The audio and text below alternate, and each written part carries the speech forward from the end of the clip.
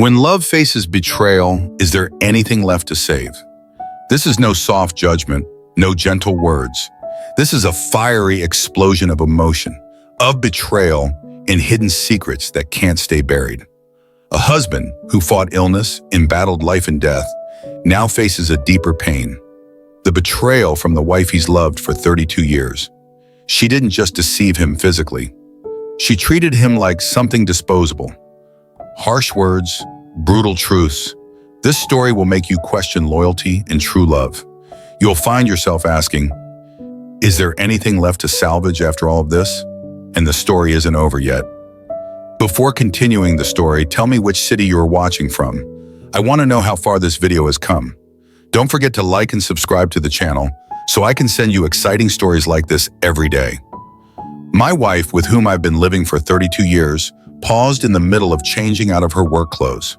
"What do you know?" Rachel asked simply, her tone casual yet guarded. It was Thursday evening. Like many evenings lately, she had come home at least 2 hours later than expected, despite her job being only a 15-minute drive from our house. "I know you're cheating on me," I said, trying to keep my voice steady, "and I suspect it's been going on for quite some time, based on how many times we've had sex over the past year." Her response was immediate, sharp. "We haven't had sex because you can't anymore." She met my gaze without flinching. "You started having problems, and then, as soon as you began taking those medications, you couldn't do anything except gain weight." My jaw tightened. "You know as well as I do that those medications are the only thing keeping me from having a stroke, a heart attack, or worse, for some unknown reason." My blood pressure had spiraled out of control almost overnight. I was either so hypotensive that I could barely stand, or it shot up to the point where I could hear the roar of my pulse and feel a pounding behind my eyes. I woke up in the hospital without even knowing where I was, only to find out I'd been in a semi-coma for 3 weeks. That was nearly 7 months ago. Large doses of medication now kept my blood pressure stable, but they had effectively robbed me of my physical intimacy. The frustration gnawed at me constantly, made worse by the antidepressants, which only deepened the problem. Even the little blue pill was more headache than help. "Don't try to pull the wool over my eyes," I said coldly. "There are plenty of ways to be close and share intimacy. It used to be a big part of how we connected, even before things went downhill for me." "Fine." Rachel's voice was laced with irritation. "Lie down and you can do something for me. Maybe I'll return the favor if you put in the effort. You know I'm not shy about this, and don't act like you don't take care of things yourself when you need to." My stomach churned with anger. "Yes, like I'm going to do that for you now," I growled. "I bet your underwear is soaked with your boyfriend's juices, just like it is 4 or 5 times a week." Her expression shifted from surprise to dark anger. "You've been inspecting my underwear? That's a disgusting invasion of my privacy." "You're worried about your privacy?" I asked incredulously. "Not the fact that I know you're sleeping with other men? I can't find relief unless I take care of it myself, but you're out there having sex like an adulteress." "Don't call me that," Rachel snapped. "You know I have needs. I've always been a very sexual person. I offered you other forms of intimacy, and you refused. I've made peace with the fact that I had a choice. Stay by your side as a husband and companion, or watch you die in a coma. Do you know how hard it was to see the love of my life lying there? Helpless? I changed the diapers they put on you. It was humiliating and disgusting, but I did it. It was my duty as your wife to help you get through it. I still come home every day to be with you. I only go out on Friday nights. You come home 2 hours late 4 or 5 times a week, even though our house is just a few minutes from your office. Your Friday night outings happen without me, and this has been going on for a long time. I know you're not just having drinks with your colleagues. You meet men, dance, drink, and then sleep with them. You offered me intimacy after being with another man, and you know it.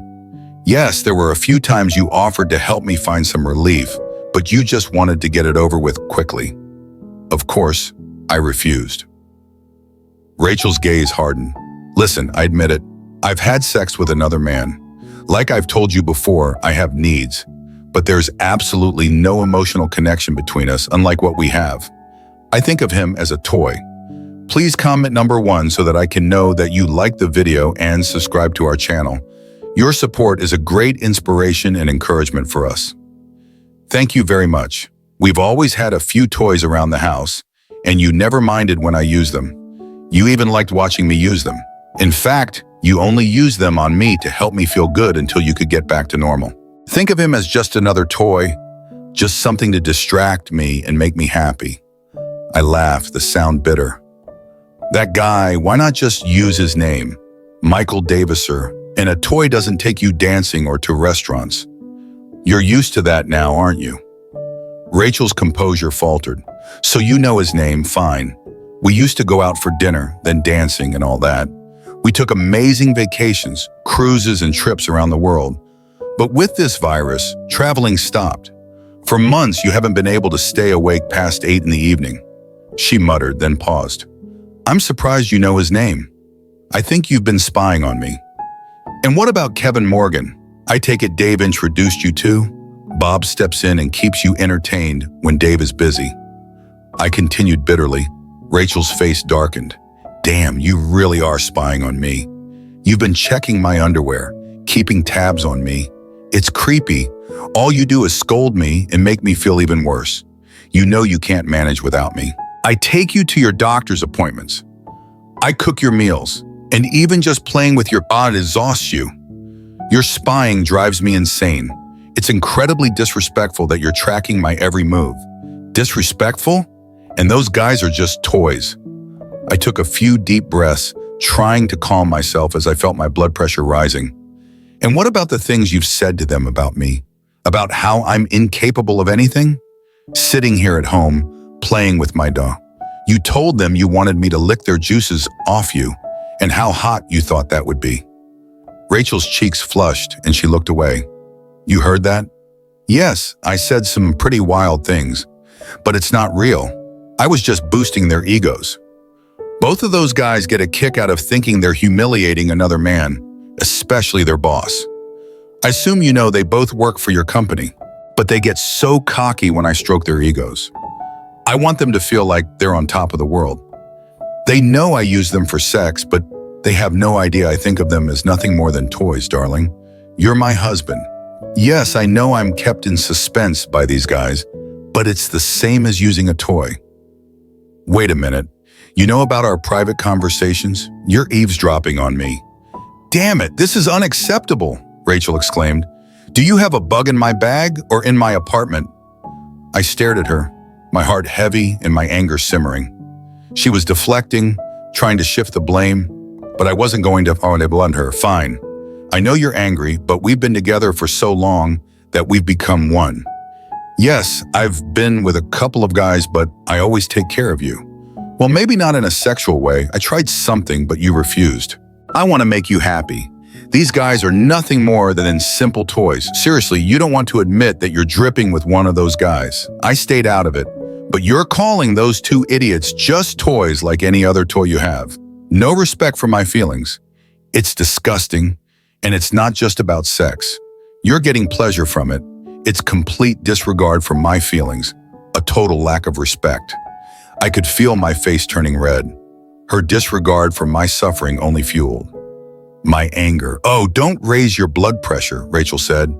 Yes, these guys are just the modern version of a toy. You need to grow up, be a man. Well, a man whose tool doesn't work anymore, except the inevitable.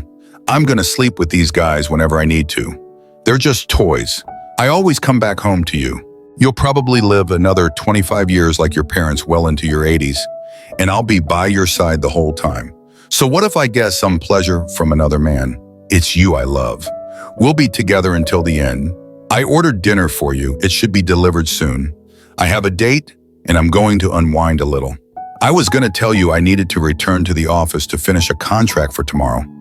But since you already know about my guys, I'll be honest. You'll even go to bed, and tomorrow, when I'm back from work, we'll talk again. I'll be home in a couple of hours at most, but I know you'll already be asleep by then. You really need to start thinking of these guys as nothing more than toys. Relax. Seriously, I growled, stunned by her audacity. After all this, you're still planning to have sex? Adulterous, damn it. You know I hate that word. It's degrading and disrespectful. You're seriously trying to push me over the edge. I've tried to be mindful of your feelings. That's why I kept my activities a secret. You want to call me an adulteress? Fine. When I get home, maybe I'll just climb into bed without showering, sweaty, and reeking of sex. I want you to apologize. Get out. I turned and walked away. My loyal border collie, Buddy, followed at my heels. At least I still have one friend who respects me. That night, I slept poorly. The bed in the guest room was lumpy, but there was no way I would sleep in my usual bed. If there had been a lock on the door, I would have used it. I suspected that she really hadn't bothered to shower off the filth before climbing into bed. I needed rest. I knew the next day would be busy, and I hoped I could endure it. I got up early and was sitting at the kitchen table sipping coffee. When Rachel walked in, I was planning my day. I had taken care of most of my tasks, but there were still a few things left to do. I ignored Rachel's greeting as she poured herself a cup. Listen, we need to talk. I'm sorry I threw my activities in your face. Please pause for 2 seconds. Please don't forget to like this video and subscribe to the channel. Your support is a great inspiration and encouragement for us. Thank you very much. I did take a shower before going to bed, only to find that you weren't there. Maybe we can sit down and talk things through like adults once you get over your little irritation. Irritation, I thought incredulously. I did my best to keep a neutral expression and my mouth shut. I have needs, and these guys scratch that itch, but they mean no more to me than toys. I love you. We've had a wonderful marriage. We've raised 3 amazing children. I fully intend to stay with you. I want us to get along, and for that to happen, you need to understand and accept that if you can't meet my needs, I have to take care of them elsewhere. I'll do my best to make sure it doesn't interfere with our home life. I can see I may have overstepped. Oh, and I want you to stop eavesdropping on my conversations. I'm gonna find that bug, track it down, and destroy it. And if you recorded anything last night, for heaven's sake, don't listen to it. It'll only upset you further. But you're not going to stop, are you? I said quietly. You're not even sorry for destroying our marriage. I wonder what your guys will do when they get fired. Oh, you're not going to fire them, Rachel said. You'd be humiliated when your little weakness becomes public knowledge. Everyone will know the reason you fired them was because they were doing your job as my partner. And no, I am not going to stop, but I will be careful. I've got plans to go to the club tonight since it's Friday, and I'll be home very late. Very. But I'll spend tomorrow with you. If you're in a better mood, we can cuddle, maybe kiss, and enjoy some good alternative intimacy for both of us. Oh, damn, look at the time. I need to get to work. I'll have to come back home to change after work. Here's something for you to think about. We don't need the money I earn or my career. I mostly keep working just to fill my days. Maybe I should quit and stay home with you. We could do things together, you know, like buddies. My boyfriends are only available in the evenings anyway. Think about it. I'm glad we had this little talk. She smiled, and there was a certain spring in her step as she walked out the door. In some ways, Rachel was right. For one, I would have been upset if I had listened to the recording of her conversation last night, but I had already listened to it. I quickly skipped over the sexual part. The interesting part was how she vented. That conversation only strengthened my resolve, but not my tool. Thomas knows about us, she said bluntly. He's watching us and somehow planted listening devices to spy on us. She raised her voice slightly. Thomas, if you're listening, you can kiss me. You know where. I heard the man I knew to be Bob quietly curse under his breath. No, he's not going to fire you or Luke. He wouldn't want everyone to find out about his non-functional tool, and he's almost retired, so you won't have to deal with him at work much longer. I've been looking, but I haven't found any bugs yet. If there are any, he might have someone to plant them here. We might have to hire a professional to find them all. Right now, I don't even care if he's listening. I understand he'd be furious if he found out about our little escapades. He only said something about having sex, but he didn't mention any of the really wild things we do. Wow, he must have really pissed you off, Bob laughed. You chewed me out when I called him a limp idiot that one time. You don't even know half of it, Rachel said angrily. He crossed the line after I carefully explained that what the 3 of us have is just sex. He called me an adulteress. I was very close to kicking his ass. I'm in great shape and he's so weak he wouldn't stand a chance. I mean, I actually imagined holding him down and spanking him like I did with one of the kids years ago. I even threatened to go to bed tonight without showering. I know he'd bawl like a baby if I climbed onto his face and rubbed myself against him. He's going to learn who's the boss now. You already know that, don't you? Yes, ma'am, Bob replied. It's so hot hearing you talk like that. I'm hard as a rock just imagining you doing it. Come on, let's go blow your mind. How about we call Luke and see if he wants to come over and join us? I didn't want to hear any more. That was more than enough. I thought about the steps I had already taken. My business had been mine long before we got married many years ago. Rachel was entitled to half of our shared assets, which were substantial, but I had changed my will to leave my half to our children. I completely removed her from my will. In some states, you can't disinherit a spouse, but in mine you can. Despite Rachel's optimistic view of my longevity, I had my doubts. But if I lived long enough, I planned to divorce this unfaithful woman. She would get as little as legally possible. I was sitting in my chair when Rachel walked through the door that evening. "Damn it, Luke, call me back," she was saying on the phone. "I'm going to get dressed and take an Uber to the club. This is the 5th message I've left you. If you don't call me back, I'll call Bob again. One of you or both better meet me. I'm not in the mood to be stood up." Rachel paused to glance at me, sitting calmly. "All right, you heard me talking to my toys." Rachel stood in the doorway, her little black dress hugging her frame as she smirked at me. "You know that's exactly what they are," she said, her tone casual but laced with superiority. She disappeared into the bedroom and emerged 20 minutes later, her dress now paired with high heels that clicked confidently against the hardwood floor. "You seem to be in a good mood," she remarked, raising an eyebrow. "I hope our little chat last night and this morning about my friends, who, as I've said, mean no more to me than battery-powered toys, has finally sunk in." Her smirk deepened. "You're smiling and seem very calm." "I think the drink helps too," she added, nodding toward the whiskey bottle on the side table and the full glass in my hand. I nodded silently, swirling the amber liquid in the glass. "Well, I'm glad you've finally grown up enough to accept that my little indulgences on the side are just me scratching an itch. But drinking too much probably isn't a good idea, especially not with your medications," she added dismissively. I set the glass down and called Buddy over. The border collie instantly perked up, trotting to my side. "Watch this," I said, gesturing toward the dog. "Lie down, roll over, sit, beg."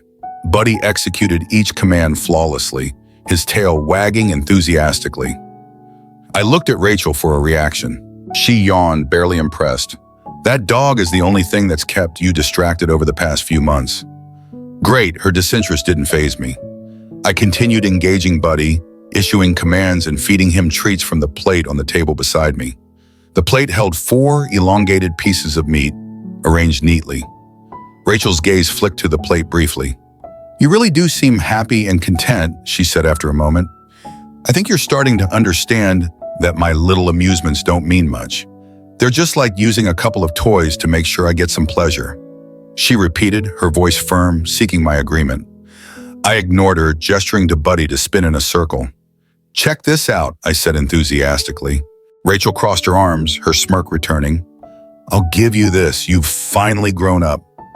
Her words were a buzzing fly in the background as I focused on Buddy. I picked up another piece of meat and waved it in front of Buddy, my loyal border collie. Without hesitation, Buddy performed another trick, rolling over with excitement as his tail wagged furiously. He was always so eager to please, and his joy was contagious, even in moments like this when the tension in the room was thick enough to cut through with a knife. Rachel, who had been sitting across the room, now looked visibly irritated. Her patience was wearing thin as she checked her phone again with increasing frustration. She muttered under her breath, her voice barely audible. "Where the hell are those guys?" Her fingers tapped impatiently on the screen, as if willing them to respond, her eyes flicking back and forth between the phone and me. I raised my hand and held the last piece of meat between my fingers, a single tantalizing morsel that Buddy was more than ready to claim. The dog sat obediently at my side, tail wagging expectantly, eyes locked on the small piece of food. I noticed Rachel's attention shift to me as I held it out, and for a split second, I could see her eyes narrow. She was watching me intently, her gaze focused on the plate where the pieces of meat had been carefully arranged. It was as if she could sense something was off. Something just wasn't right. I continued to hold the meat just above Buddy's head, giving the dog one last opportunity to perform before I handed it over. It was almost as though time itself slowed down for a moment, just long enough for Rachel to take a second, sharper look at the plate. Her eyes flicked back and forth, scanning the meat, her mind clearly working to make sense of what she was seeing. "That almost looks like," Rachel started, her voice faltering as the words hung in the air. Her tone was unsure, almost as though she was hoping she was mistaken. But deep down, she knew. Her face drained of color as the realization hit her, her eyes widening in disbelief, her lips parted, but no words came out at first. Her breath caught in her throat. She stared at me, her expression changing from irritation to something much darker, something much more dangerous. "It can't be," she whispered, more to herself than to me, but I heard it, and I knew she was finally starting to put the pieces together, and I could see the shock in her eyes as it dawned on her what I had done. I didn't wait for her to finish her sentence. I responded calmly, but my voice was deliberate, each word carefully chosen to strike at the heart of the truth she had been trying so hard to ignore. "Yep," I said, the word cutting through the silence like a knife. "I took the batteries out of your toys." The air in the room seemed to shift. What had once been a tense but somewhat playful atmosphere became suffocatingly heavy. The silence that followed was thick, oppressive, and deafening. Rachel stared at me, her expression now one of pure shock and fury. Her face contorted with disbelief as she tried to process what I had just revealed. Her eyes flickered between the plate and me, her mind seemingly racing to comprehend the depths of what had just been said. Buddy, oblivious to the human drama unfolding around him, sat at my side, patiently waiting for his treat. His tail wagged slowly, as though he could sense the tension, but he wasn't about to let his chances slip by. I could almost hear the faint click of his nails on the floor as he shifted ever so slightly, still locked on the food. His loyalty, however, was a small comfort in a moment like this. If anything, it only highlighted the contrast between the pure, simple trust of a mom and the complex, ugly web of deceit that had been unraveling between Rachel and me. Rachel, on the other hand, was far from calm. Her smirk, the one that had been so confidently plastered on her face just moments ago, had now been replaced with something much darker. It was as if the last ounce of her control had slipped away. The mask she had worn for so long, pretending to be innocent, pretending to be unaware, had shattered in front of her. There was no hiding it anymore. The truth had been exposed, and there was no way for her to take it back. She sat there speechless as she processed the full impact of my words. Her breath came in shallow gasps, her chest rising and falling rapidly as if she were trying to regain some semblance of composure. But I knew it was futile. The damage had already been done. I didn't give her the satisfaction of responding immediately. I simply drained the last of my whiskey, my hands steady as I brought the glass to my lips. The amber liquid slid smoothly down my throat, the burn providing a brief sense of release. I placed the empty glass on the table beside me and leaned back in my chair, letting the silence linger between us. It wasn't a silence of comfort or understanding. It was a silence of reckoning. Rachel's eyes were fixed on me now, her face a mix of shock, fury, and disbelief. She wanted to say something, to fight back, to find some way to regain control of the situation. But there was no turning back. The truth had been laid bare, and there was nothing she could do to undo it. No words could erase what had just been revealed. As I leaned back in my chair, I felt a sense of calm wash over me. It was the calm that comes from finally facing the truth, the peace that comes from no longer being trapped by the lies and deceptions that had once held me captive. The weight of the past few months, the anguish, the frustration, it all seemed to lift, leaving only the cold clarity of reality. Rachel, on the other hand, looked like she was still trying to process everything. Her eyes darted from me to the plate, then back to me, as if searching for some kind of escape from the situation. But there was no escape, no quick fix. She had been caught in her own web of deceit, and now she had to face the consequences. It was the beginning of the end, and neither of us knew exactly what would come next. But I knew one thing for sure. It was the moment when the truth had finally been exposed, when the lies could no longer hold their ground. It was a moment that had been a long time coming, and in that moment, as the weight of everything settled in, I realized that I was done. I was done with the games, done with the was, done with trying to pretend that everything was fine. The truth had set me free, and I wasn't going to let it slip away again. Buddy, oblivious to the emotional storm that had just unfolded, sat quietly beside me, waiting for his treat. But I had no more tricks to offer, no more games to play. The final act had been written, and it was time for us both to face what was to come. Looking back at the story we've just witnessed, it's clear that this is not just a simple tale of betrayal, but rather a profound lesson about the values that underpin any meaningful relationship. Respect, loyalty, and the boundaries we establish in love are not just abstract ideals. They are the foundation upon which our deepest connections are built. Every relationship, no matter how strong it may seem at first, faces challenges, moments of darkness, and critical junctures where decisions must be made. These decisions don't just alter the course of our lives. They have a far-reaching impact on the people we love and care about the most. In this story, we see a man who has spent 32 years of his life dedicated to his wife, only to be confronted with a devastating truth. His wife, the person he trusted the most, has betrayed him in a way that is beyond simple misunderstanding. It's not just about physical infidelity. It's about emotional betrayal, disregard for the man who once stood by her side through thick and thin. The emotional weight of this revelation could break anyone. Yet, instead of succumbing to the overwhelming despair that could so easily consume him, the husband makes a choice that takes immense strength, a decision to act decisively in order to reclaim his peace, his dignity, and ultimately, his life. This is not just a personal event for this one couple. No, it's a stark reminder of the core values that we all must protect in life, especially when the winds of adversity are howling. In the face of betrayal, it's easy to feel lost, to feel as though everything we've known has been shattered beyond repair.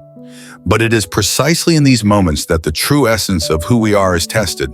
The way we react, the choices we make in these moments of crisis, speak volumes about our character and the principles we hold dear. For the husband in this story, the decision was not merely about confronting the infidelity, it was about reaffirming his own worth. By making the choice to walk away from a marriage that had lost its meaning, he took back control over his own life. Sometimes, in order to truly heal and move forward, we must first sever the ties that bind us to what is unhealthy, to what holds us back. The decision to move on isn't easy. It often involves great pain, heartache, and difficult questions. Yet in the end, it's the only way to find the peace that was so desperately needed. This story teaches us that while love can be a powerful force, it must be rooted in mutual respect and understanding. Without these, love can become toxic, and what was once a beautiful pianyan can quickly turn into a source of hurt. The lesson here is clear. Never allow yourself to be in a relationship where respect, trust, and communication are compromised. Even when love is present, without these key pillars, a relationship is destined for failure. In life, we often have to face situations that seem impossible to overcome. Betrayal, heartbreak, and loss are painful experiences that many of us will encounter at some point. But as this story shows, sometimes the most powerful thing we can do is learn to rely on ourselves. We must find the strength to rebuild, to heal, and to move forward with our heads held high. Self-reliance is not just about independence. It's about knowing that even when others fail us, we have the inner strength to overcome and emerge stronger. The story also highlights an important lesson about boundaries. Boundaries are not just about physical space. They are about emotional space as well. We must define and communicate our limits with those we love, ensuring that they understand what we will and will not tolerate. Without boundaries, relationships can easily become one-sided, with one partner taking advantage of the other. But when we set clear boundaries and stand firm in them, we not only protect ourselves, we also show the other person how much we value our own worth. As we reflect on the story, it's important to ask ourselves, how do we approach the challenges in our own relationships? Are we willing to confront the hard truths, to face the uncomfortable realities, and make the difficult decisions when necessary? Or do we allow ourselves to remain stuck, hoping that things will improve without any action? The truth is, the power to change, to heal, and to move forward lies within each of us. But it takes courage, it takes strength, and it takes an unwavering belief that we deserve better. This story isn't just a narrative about one man's journey, it's a mirror for all of us. It forces us to look at our own relationships, our own decisions, and our own values. It asks us to reflect on the ways we can improve, the ways we can better protect ourselves, and the ways we can grow. The core message of this story is about self-love, understanding that in order to truly love and care for others, we must first love and care for ourselves. If this story has sparked deep reflections within you, if it has challenged your thinking and prompted you to reconsider the values you hold dear, then we invite you to take the next step. Don't just let this moment pass by. Take action. If you believe that stories like this have the power to change lives, then don't forget to hit the subscribe button on our YouTube channel to continue following these emotional, thought-provoking stories and the valuable life lessons they offer. By subscribing, you ensure that you won't miss any of the powerful stories and insights that can help you navigate the complexities of life. We also encourage you to share this video with your friends and family. Let's make this a conversation that extends beyond just this video. Share it with others who might benefit from the lessons it holds. Conversations about love, loyalty, and self-respect are more important than ever. Let's learn and grow together. Thank you for watching. Your time, your attention, and your commitment to reflecting on the important issues of life mean a lot to us. We look forward to seeing you in the next video. And remember, don't miss out on any of our stories. Each one offers a unique and valuable lesson that can guide you through the challenges you may face in your own life. So stay tuned for more, because there is always more to learn and explore. We can't wait to share the next story with you. Until then, take care of yourselves, take care of your loved ones, and never forget the importance of respect, loyalty, and boundaries in every relationship you build.